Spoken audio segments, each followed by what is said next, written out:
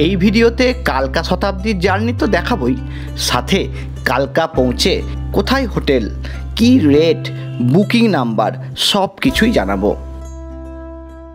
সকালের ভিডিওতে আপনারা দেখেছেন আমরা পূর্ব এক্সপ্রেসে করে নিউ দিল্লি এসেছিলাম, আর এখন এই নিউ দিল্লি থেকে আমরা যাব কালকার উদ্দেশ্যে। এই যে নিউ দিল্লি কালকা শতাব্দী এক্সপ্রেসে করে আমরা কালকা যাব। এইটা নিউ দিল্লি থেকে 5:15 ছাড়ার টাইম, এখন বাদে 5:10, আর একটু বাদেই ছাড়বে। তো যদি কেউ ডাইরেক্ট নেতাজি এক্সপ্রেসে সিট না পান তাহলে আমাদের মতো করতে পারেন, কোনো ট্রেনে দিল্লি এলেন, দিল্লি থেকে আবার শতাব্দী এক্সপ্রেস ধরে কালকা। অন্তত ট্রিপটা মিস করবেন না। নির্দিষ্ট সময় 5:15 পরিবর্তে 5:22 ট্রেন ছাড়লো নিউ দিল্লির 1 নম্বর প্ল্যাটফর্ম থেকে। ট্রেন ছাড়তেই প্রত্যেককে দেয়া হলো 500 ml করে জলের বোতল। আপনারা তো জানেন শতাব্দী এক্সপ্রেসের টিকিট মূল্য টিফিন, লাঞ্চ বা ডিনার ধরেই কিন্তু হয়। শতাব্দী এক্সপ্রেসে যেমন হয়, বোতল রাখার জায়গা, খাবার রাখার জায়গা সবই একই রকম আছে এই ট্রেনেও। এই ট্রেনে 14টি ইকোনমি ক্লাস আর 2টি এক্সিকিউটিভ ক্লাস আছে, সবগুলোই কিন্তু এসি। আমরা ছিলাম C6 কম্পার্টমেন্টে।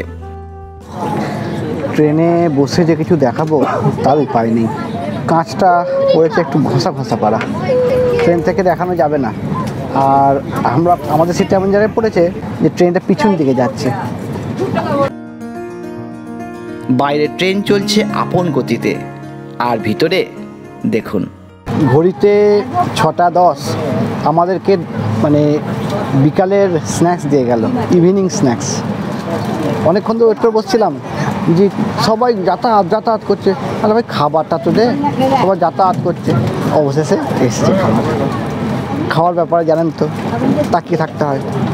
যাই হোক দেখিয়ে দিই যে কী কী ইভিনিং স্ন্যাক্সে দিয়েছে। এই হলো ইভিনিং স্ন্যাক্স। এই পাতাটা আমি তুলে নিয়েছিলাম, এখানে লেখা আছে লিস্ট, কী কী খেতে দেবে আর কি, সেই সমস্ত লিস্ট লেখা আছে এখানে। সব লেখা আছে কি লিস্ট, ভেজিটেরিয়ান কী সব, কখন কী দেবে সব লেখা আছে। এখানে একটা মশলা চিড়ে, এখানে একটা এই যে সেই কচুরিগুলো। আচ্ছা, টিকিটটা তো যেমন থাকে টিকিট দিয়েছে, এর মধ্যে দুধ, চিনি সবই যেমন আছে। এটা পরে খুলবো চা খাওয়ার সময়। আর এখানে রয়েছে স্যান্ডউইচ, এই যে একটু দেখা যাচ্ছে এই যে স্যান্ডউইচ, আর এই যে সস, এখান থেকে উঁকি মারছে একটা সস, এই যে উঁকি মারছে এই সস। তো আরেকটা আছে সোন পাপড়ি। তো এই দিয়ে ইভিনিং স্ন্যাক্সটা আগে চটপট সেরে নিই। ওই যে পেছনে দেখছি গরম জলও দিয়ে যাচ্ছে, চাটাও চলে এসছে তাড়াতাড়ি। তো দেরি করে লাভ নেই, আগে সেরে নিই, একটু বুস্ট আপ হই, তারপর দেখি বাইরে একটুখানি দেখা যায় কি না, আগে খেয়ে নিই। শতাব্দী এক্সপ্রেসে চাপা শুধু খান আর চলুন, খান, জানলা দিয়ে তাকান আর চলুন, বেশ ভালো লাগে কিন্তু, দারুণ।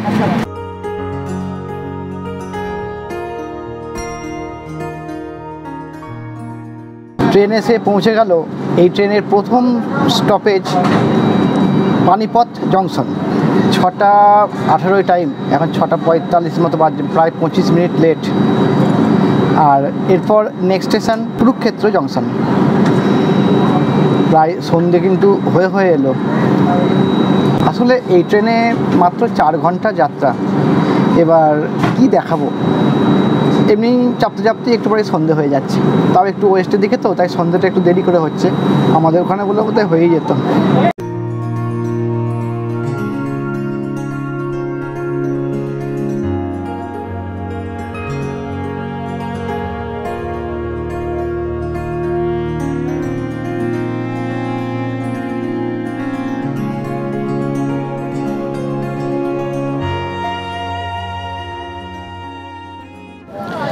বাইরেটাই ছিলাম একটু ভিডিওটা করার জন্য, কিন্তু ঝড় উঠে গেছে বাইরে, এত ঝড় উঠেছে যে গেটটা খুলে আর থাকা যাচ্ছে না। তাই জায়গায় এসে বসলাম, একটু পরে সন্ধে হয়ে যাবে। নেক্সট স্টেশন হচ্ছে কুরুক্ষেত্র, তারপরে আম্বালা ক্যান্টনমেন্ট, তারপরে হচ্ছে চণ্ডীগড়, তারপরেই কালকা। ট্রেন আম্বালা ক্যান্টনমেন্ট জংশনে ঢুকছে। এখন টাইম 8টা 5, টাইম মানে ঢোকার টাইম অ্যাকচুয়াল হচ্ছে 7টা 50, মানে 15 মিনিট লেট। তো আমাদের রাতের ডিনার কিন্তু দিয়ে চলে গেল। তো এবার রাতের ডিনারটায় কী দিয়েছে আবার আপনাদের দেখিয়ে দিই। আর এই ট্রেন যখন বুক করবেন ওখানে ভেজ কি নন ভেজ কিন্তু লিখে দেবেন অপশানে। দেখলাম যে যারা মানে নন ভেজ লিখেছে, কিন্তু এখন হয়তো মনে হয়েছে যে ভেজ খাবো না নন ভেজই খাবো, তো হবে না। ওরা সেই হিসাব করে গুনে গুনেই কিন্তু নিয়ে আসে। সেই কারণে আগে থেকে লিখে যেটা দেবেন সেটা ভেবে চিন্তে লিখবেন। খাবারে রয়েছে জিরা রাইস, ডাল, এটা চিকেন, এইটা হচ্ছে আলু ভাজা, আলু পটল ভাজা, আচ্ছা। আর এখানে রুটি দেওয়া আছে। রুটি কটা দিয়েছে কে জানে, 2টো রুটি দিয়েছে, পরোটা টাইপের আর কি। এটা দই আর এটা আইসক্রিম। তো এই হচ্ছে আজকে রাতের ডিনার। খেয়ে নিই, তারপর কথা হচ্ছে।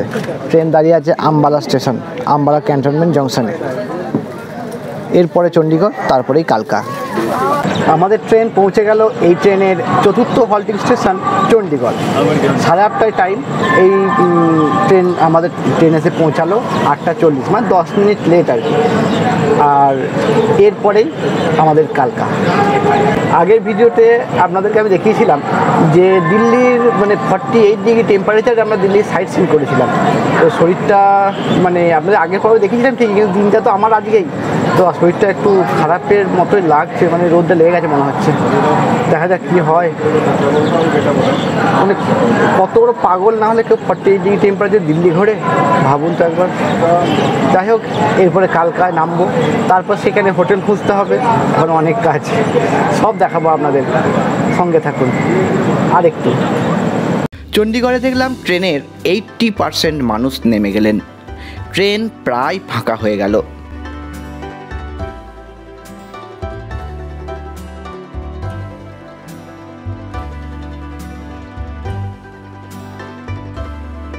ট্রেনে অনেকগুলো বাচ্চার আনন্দ, খেলা, নাচ দেখতে দেখতে আমরা পৌঁছে গেলাম কালকা। হাওড়ার স্টেশনের মতো এটাও লাস্ট স্টেশন।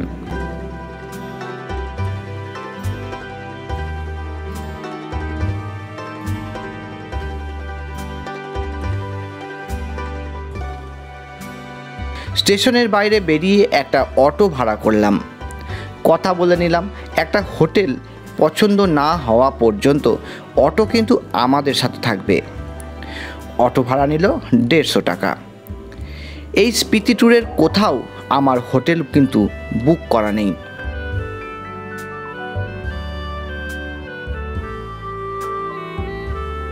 সামান্য একটু এসেই একটা ভালো হোটেল পেলাম, হোটেল রোজ। এসি রুমের ভাড়া 1500 টাকা। চলুন রুমটা একবার দেখিয়ে দিই।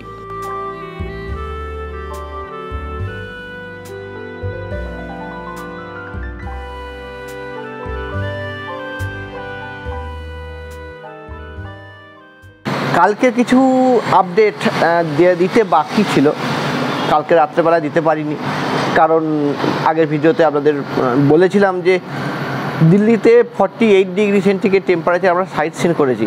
গায়ে রোদটা লেগে গেছে, বুঝতে পারলেন তো। অত্যাধিক গরম দিয়ে কাল খুব কাহিল অবস্থা, শরীর সবাইকার খুব কাহিল। এসে না শুয়ে পড়েছি, কারণ শতাব্দীতে তো খাবার দিয়েছিল, খেয়েটে শুধু হোটেল খুঁজে এসে শুয়ে পড়েছি।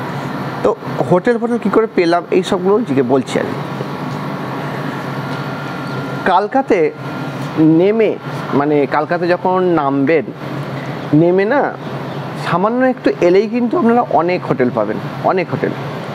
কিন্তু আমার সেই ধারণাটা ছিল না। আমি বললাম বোধহয় একটু যেতে হবে বোধ হয়, বা হয়তো বিক্ষিপ্ত এখানে বিক্ষিপ্তভাবে এখানে একটা ওখানে একটা করে হোটেল হয়তো ছড়ানো আছে। কিন্তু একটু এগিয়ে দিলাম যে বেশি হোটেল পরপর নেই ঠিকই, কিন্তু হোটেল আছে। সামান্য একটু কালকা স্টেশন থেকে এগিয়ে আসতে হবে। যদি কেউ লাগেজ নিয়ে আসতে পারেন তাহলে গাড়ি খরচাও লাগবে না, গাড়ি মানে অটো খরচা। তো আমরা একটা অটো ভাড়া করলাম, অটো নিল 150 টাকা। সামান্য একটু এসে একটা হোটেলে নামালো। তো সেই হোটেলের রুমগুলো আপনাদের দেখিয়েছি, বেশ ভালো, বেশ ভালো। এসি রুম, কিন্তু এসি রুম। এবং এই হোটেলটার মানে রুমের ভাড়া নিয়েছে 1,500 টাকা করে, মানে জিএসটি ফিএসটি এসব কিছু সব মিলিয়ে 1,500 টাকা ভাড়া। মানে আমাদের দুটো রুম নিয়েছি, তো 1,500 টাকা করে ভাড়া, বেশ ভালো। আর দেখুন না, একদম এখান থেকে একদম পাহাড় দেখতে পাওয়া যাচ্ছে, রাস্তা একদম রোডের ধারে, ব্যালকনি, এমনকি ঘরের দেখুন, ঘরের আমার মা দাঁড়িয়ে ঘরের ইয়েতে একদম ব্যালকনি দেওয়া আছে। এগুলো 1,500 টাকা। এই দেখুন এখানেও রয়েছে, এই পেছনটা দেখুন, এই যে এই রুমটা ব্যালকনি রয়েছে। তো প্রথমে যে রুমটা দেখালাম তার নাম্বার হচ্ছে 202, দ্বিতীয়বার যে ব্যালকনি দেখালাম তার নাম্বার হচ্ছে 201, আর আমি যেখানে দাঁড়িয়ে আছি সেটা হচ্ছে কমন ব্যালকনি। এরকম 101, 102-এতেও আছে, উপরেও বিল্ডিং আছে 300-তে, সিঁড়ি উঠতে হবে, যাই হোক। তো বেশ ভালো। তো এইটুকু আপডেট দেওয়ার ছিল, কারণ এইটুকু না দিলে না ভিডিওটা সম্পূর্ণ হতো না। ওই যে গাছের ফাঁকে দেখা যাচ্ছে কালকা স্টেশনের ওই হলুদ রঙের স্টেশনের মাথাটা, মানে বেশি দূরে নয় কিন্তু। এবার আর কিছু হোটেলের কন্ট্যাক্ট নাম্বার দিয়ে দিচ্ছি, প্রয়োজনে অগ্রিম বুকিং করে নিতে পারবেন।